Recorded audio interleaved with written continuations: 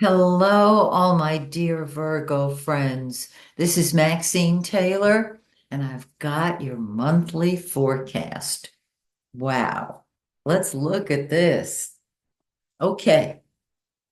Yes, Jupiter is still retrograde in your 10th house, but the potential it is showing you is enormous.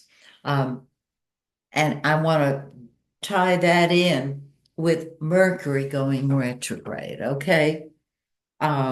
Because whenever I see the greater benefic go retrograde and Mercury getting ready to go retrograde, uh, well, you'll see. We do not start a new project on a retrograde Mercury because it will either fizzle out completely or have to be redone within a year. I've tested that out and it absolutely works. Um, no kidding. Now, it's in the shadow of the retrograde on November 7th, but it goes retrograde on the 26th. When Mercury's in the shadow of the retrograde, it feels like it's retrograde. It's not. And so, even though, yes, you can start new projects while it's in the shadow, all the confusion that accompanies life when Mercury's in the shadow kind of prevents that. Okay. So, even though Jupiter is in your 10th house, it is retrograde also. So, we're going to wait until Mercury goes direct, which it will next month, December, and Jupiter goes direct in a couple of months in I think I think February. I don't quote me on that, but I know it's not right away. So you're planning for a big advancement, a public advancement, so to speak, that is blessed. Jupiter is absolutely the planet that delivers. All right. Now, Mars, the red planet. Good grief. Wherever Mars is, that's what you think about. That's what you fight with and fight for. And you think some more, because that's just what Virgo does. It analyzes everything. And so you've been with your friends. You're philosophical, you're philanthropical, uh, and your friendship circle have all been great. You've maybe really been busy with an organization that can help our world. On the 3rd, tomorrow, Mars moves into your 12th house. Now remember, wherever Mars is where you fight with and fight for. It's what is number one to you, and you want time to be alone. Now, you may be angry and not recognize it. Sometimes when we're angry, we get depressed.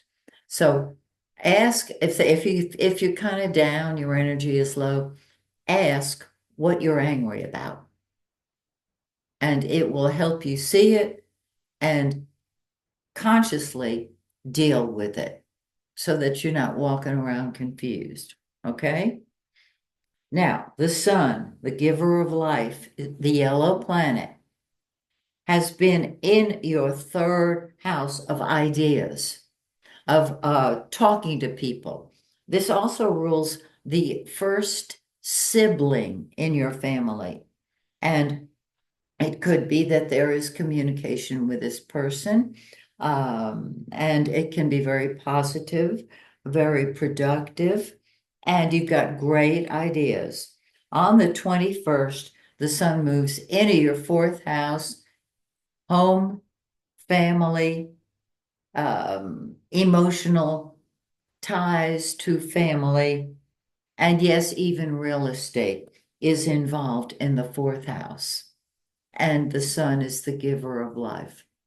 So have a wonderful Thanksgiving.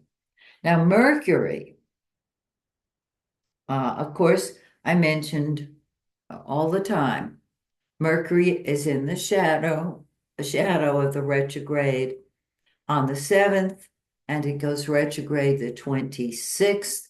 I know I'm repeating myself, but I want to make sure you got that.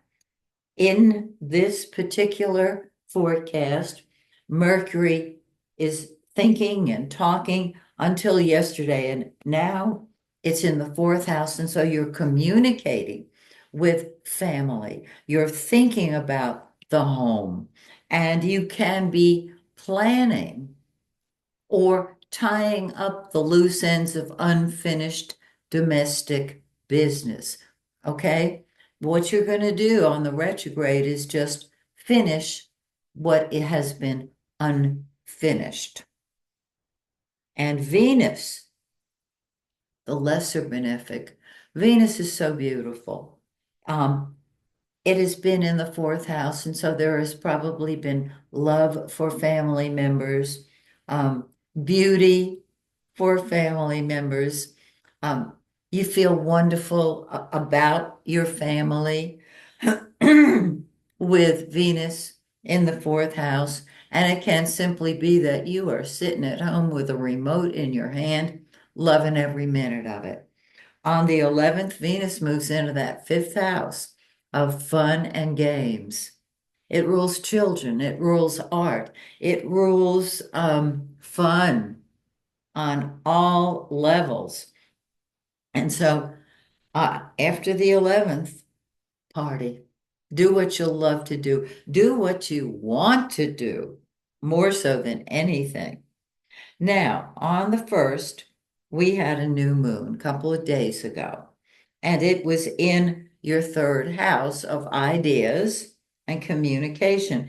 It was in 9.5 of Scorpio. Find that in your birth chart, and you'll have the whole picture of communication and wherever it falls in your birth chart.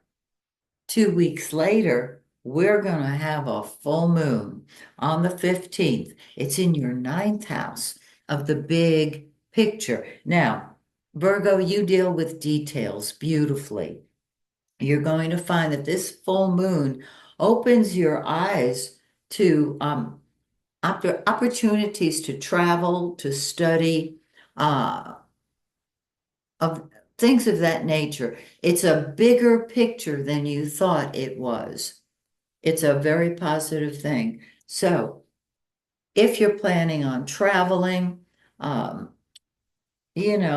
Thanksgiving is a very strange time for everybody, but do it, do it. You're seeing opportunities to expand your life. I love it. And remember, Mars is going to be in your 12th house saying, I just need to put all the pieces together before I say anything or do anything. That would be good. There is your forecast. Love it. Love it.